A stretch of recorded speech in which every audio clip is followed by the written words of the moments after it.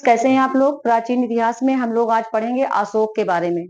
तो इसके पहले मैं मौर्य काल पढ़ा चुकी हूँ, तो शॉर्ट वीडियो है वो देख लीजिएगा आप लोग। और इसकी सारी प्लेलिस्ट बनी हुई है टीच पीएस चैनल में। ठीक है, हिस्ट्री और जियोग्राफी पढ़ाती हूँ। एक दिन हिस्ट्री रहती है और एक दिन जियोग्राफी। दोपहर में 2 बजे आपको इसका वीडियो मिल जाएगा डेली। तो चलिए स्टार्ट करते हैं। अशोक के बारे में हम लोग जानेंगे। ठीक है, अशोक कौन था। ये मौर्य वंश का सम्राट था। हम जाने तो बहुत चीजें पाई गई हैं। अशोक मौर्य वंश के शासक थे और इनसे पहले जो शासक थे वो बिंदुसार थे, जो इनके पिता थे। और बिंदुसार किसका बेटा था, वो चंद्रगुप्त मौर्य का था। ठीक है, चंद्रगुप्त मौर्य अशोक के दादा थे। तो इस तरह से अशोक के पिता बिंदुसार थे और उनकी माता शुभ्रदांगी थी। कौन थी, शुभ्रदांगी। अशोक जो है 269 ईसा पूर्व में मगध की राजगद्दी पर बैठा था। जिस समय मगध में राजगद्दी पर बैठा था, अशोक अवंती का राज्यपाल था। उस समय अवंती की राजधानी जो थी वो माहिष्मती थी, जो कि अब उज्जैनी हो गई है। तो अशोक ने 99 भाइयों को जो है मारा था। उनकी हत्या करके ये सिंघली स्रोत में शासक बना था। ठीक है, अशोक की जो है पत्नियां थी 5। जाता था वहां पे जीतता था वो राज्य, और वहीं की राजकुमारी को महारानी बना लेता था। तो इसकी प्रमुख पत्नी जो थी कौन थी, महादेवी थी। ठीक है, प्रमुख पत्नी का नाम देवी था, जिसको महादेवी के नाम से जानते हैं। ये 60 के राजकुमारी थी और विदिशा थी, ये जो है एक व्यापारी की बेटी थी। ठीक है, देवी के दो दो संतानें हुई, जो कि पहली थी संघमित्रा और महेंद्र।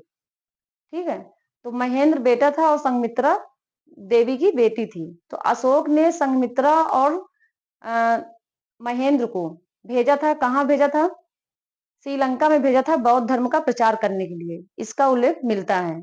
ठीक है, संघमित्रा और महेंद्र कहाँ गए थे, श्रीलंका गए थे। किसके लिए, बौद्ध धर्म का प्रचार करने के लिए। तो इस तरह से ये देवी के दोनों संतानें थे।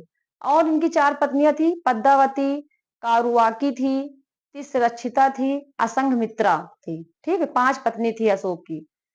और अशोक ने अपने शासनकाल में जब ये मगध का शासक बना, इसके बाद ये अशोक ने 261 ईस्वी पूर्व में 261 में इसने कलिंग पर आक्रमण किया और तोसली पर अधिकार कर लिया। ठीक है, कलिंग की जो राजधानी तोसली थी, इस पर अधिकार कर लिया। तो इस तरह से इसने कलिंग पर भी अधिकार किया।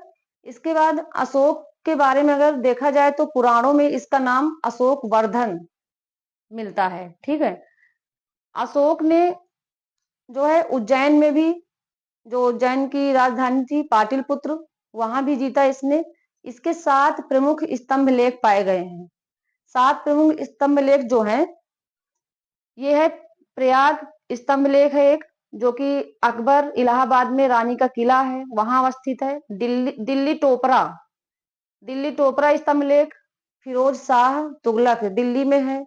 दिल्ली मेरठ, ये भी फिरोज शाह तुगलक दिल्ली में है। रामपुरवा, ये चंपारण बिहार में है। लौरिया अरराज, ये स्तंभ लेख है जो कि चंपारण बिहार में ये भी है। लौरिया नंदगढ़ अभिलेख, ये भी चंपारण बिहार में है। तो ये 3 जो है चंपारण बिहार में है। रामपुरवा, लौरिया अरराज, लौरिया नंदगढ़, ये 3 अभिलेख कहाँ पे है, चंपारण बिहार में। दिल्ली मेरठ, दिल्ली टोपरा कहाँ पे है, फिरोज शाह तुगलक, ये दिल्ली में है। और प्रयाग स्तंभ लेख, ये अकबर जो है रानी का किला इलाहाबाद में। मुख्य स्तंभ लेख मिलते हैं। और अशोक के 14 अभिलेख जो हैं, अभिलेखों की बात करें, 14 प्रमुख अभिलेख थे जिनमें कि अशोक ने अपनी प्रजा को संबोधित किया है इसके द्वारा। ठीक है, ये ऐसा राजा था जिसने अभिलेखों में इसने अपने, इसके अभिलेखों से पता चलता है कि ये प्रजा के प्रति इनका व्यवहार कैसा था। तो अशोक ने जो है 14 अभिलेखों में उल्लेख ये करवाया था। और अब तक वर्तमान में 40 अभिलेख इसके पाए गए हैं। लेकिन 14 के बारे में बात करें तो पहले अभिलेख में देखा जाता है कि इसने जो है पशु बलि की निंदा की है कि पशु हत्या नहीं करनी चाहिए। और इसने देखा है, इसने दूसरे में किया है कि चोर चेल पांड सत्यपुत्र का वर्णन है। ठीक है, तीसरे अभिलेख में इसने धर्म की बात कही है। चौथे चौथे पांचवें में इसने देखा है महापात्रों की नियुक्ति के बारे में किया है। छठवें में भी महामात्रों की नियुक्ति है। 7वें अभिलेख में इसको, 7वें 8वें में इसके जो है यात्राओं के बारे में वर्णन है। जो इसने धम्म की यात्रा की थी, इसने ये उल्लेख किया है कि 10वें में जो उल्लेख मिलता है इसके 10वें अभिलेख, राजा को अपनी प्रजा को संतान माननी चाहिए, इसको दिया गया है 10वें में। 13वें में लिखा है, 13वें अभिलेख में 5 यूनानी शासकों के बारे में दर्शाया है। इसका 14वां अभिलेख है लोगों की धार्मिक जीवन के बारे में इसने दर्शाया है उसमें, ठीक है। तो 14 अभिलेख इसके पाए गए जिसमें कि अपनी प्रजा को संबोधित किया है।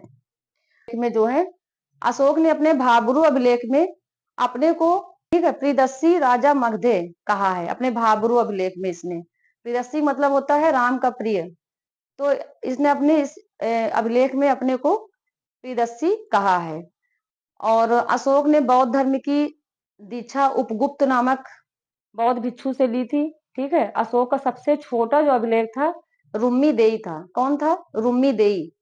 और लुम्बिनी की यात्रा के दौरान जब ये बौद्ध धर्म की यात्रा कर रहा था लुम्बिनी से, तो इसने भू राजस्व घटाने की घोषणा की थी। इसी में जो इसका अभिलेख है रुम्मी देई, इसमें ये देखा गया है कि शिलालेख की खोज की गई 1750 ईस्वी में की गई थी। सबसे पहले इसके अभिलेख पढ़े गए थे जेम्स प्रिंसेप के द्वारा 1837 में, ठीक है। जेम्स प्रिंसेप ने सफलता प्राप्त की थी अभिलेख पढ़ने में अशोक के।